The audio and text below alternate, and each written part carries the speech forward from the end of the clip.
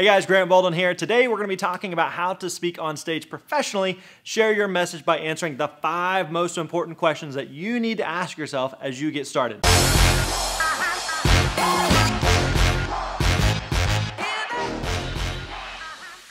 Now, unless you're Oprah or LeBron James or a Kardashian, you can't just say like, I want to be a successful speaker and then quit your day job to tour the world. It takes a plan, and that's what I'm going to give you today. So where does this plan start? Do you need some crazy backstory? Do you need a huge celebrity platform? Do you need an amazing head of hair?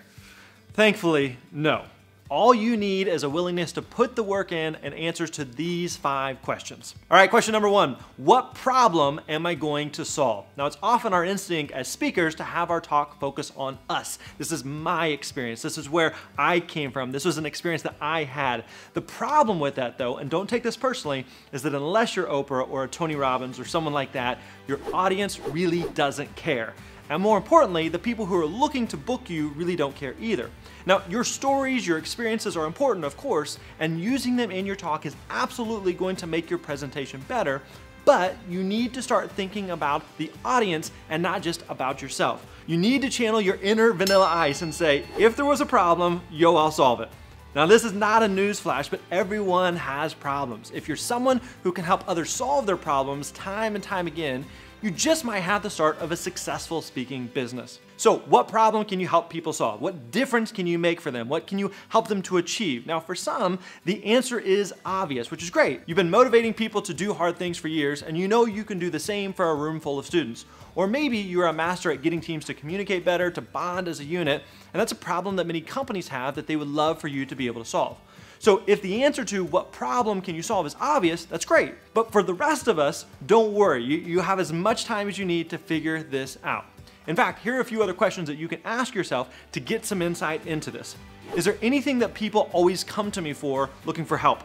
Is there an area of my life that I find easy that others seem to have a tough time with? What are some big wins that I've helped others to achieve in the past? Think about these different questions and maybe even ask a few trusted friends how they would answer them about you as well.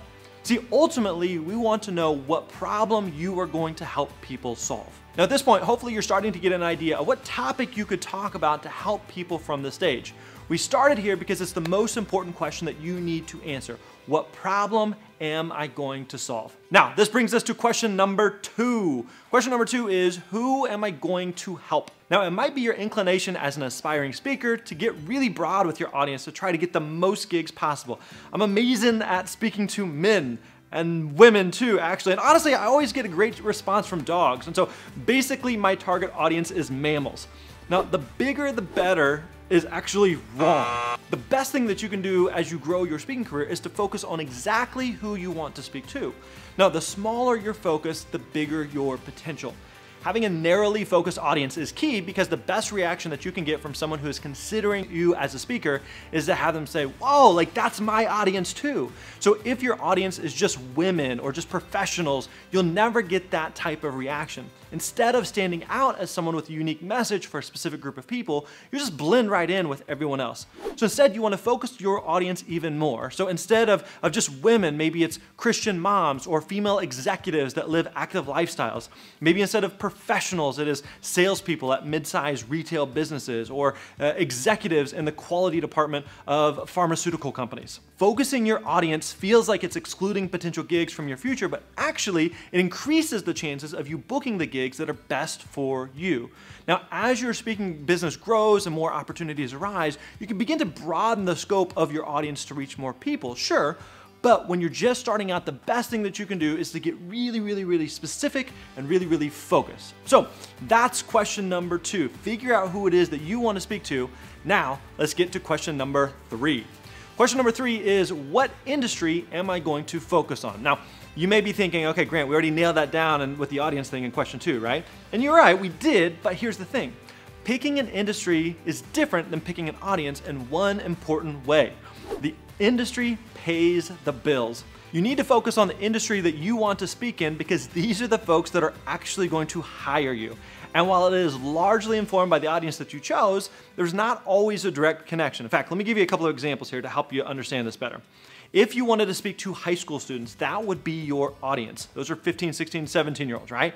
But what industry are you looking to target? Are you looking to book gigs doing school assemblies? Your industry would then be the public school system.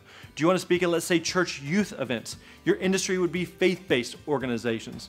Now, the net is even broader if you speak to professionals or executives. Do you want to be hired by a private corporation to, let's say, speak to their employees? Are you hoping to get booked to speak at conferences? Or do you want to target associations like the Iron Workers Union or the Teachers Association? Now, not to be Captain Obvious here, but successful businesses need customers to buy their products so that they can make a profit. As a public speaker looking to book gigs, your customers are not always your audiences that will hear your talk. Your customers are the people who hire speakers. And so that's why you need to focus in on an industry, because when you do that, you can find the specific people who hand out contracts and who ultimately sign the checks. Now, if you want to get paid for your speaking, and I hope that you do, you need to focus on an industry, which leads us to question number 4. Question number 4 is, what is your expert positioning statement? Now, I know that expert positioning statement sounds like a little intimidating, but here's the good news. You've pretty much already written it. Your expert positioning statement is made up of who you help and what it is that you help them with. This is why it's so important to get focused when we answer those first 2 questions. Because if your expert positioning statement was like, I help people feel better about themselves, or I help businesses make more money, you haven't really told me anything about what makes you or what it is that you do special. So by answering these first 3 questions in a specific and focused manner, you've put yourself in a position to clearly state what it is that you speak about, who you speak to, and the results that your talk promises. So for example, if you say something like, I help single moms learn to take on new money mindset so that they can confidently support their families, that's a great expert positioning statement. Or something like, I help insurance sales professionals learn how empathy can transform their connection with potential customers. Again, specific, focused, and fantastic. Now, I hope at this point it's clear why, as a speaker, you need to have a focused audience and a specific problem that you are helping them solve. Use your answers to those first 3 questions to create your expert positioning statement. And if you need to, go back to those answers and spend more time thinking about how you can focus on them. Your expert positioning statement will be something that you come back to time and time again. Whether it's in conversation, on your website, on social media, it is an amazing tool for booking more gigs. Now, once you have an expert positioning statement that you feel good about, we can finally tackle the final question, which is question number 5. Are you ready to do the work to get yourself out there? Now, once you know what kind of speaker you are, you have to tell the world that you're doing it. Most speakers underestimate the amount of work that goes into marketing themselves, and as a result, they give up or they lose heart when it exceeds their expectations. You don't want to be one of those speakers. Expect that it's going to take a lot of work, and you're going to have to put the energy in knowing that there's a payoff down the road as you book more gigs and as you grow your speaking business. You don't just need to get more gigs because you're a better, smarter, or more well-spoken than someone else. You have to know how to find gigs, and you have to know how to book the gigs, and all of that takes work. So ultimately, what kind of work will it take? Well, first off, you need to have what it takes with a great website that demonstrates and shows your speaking career. It should include your expert positioning, a clear call to action for people to contact and book you. It should also include a 2 to 3 minute demo reel that serves like a movie trailer for your talk.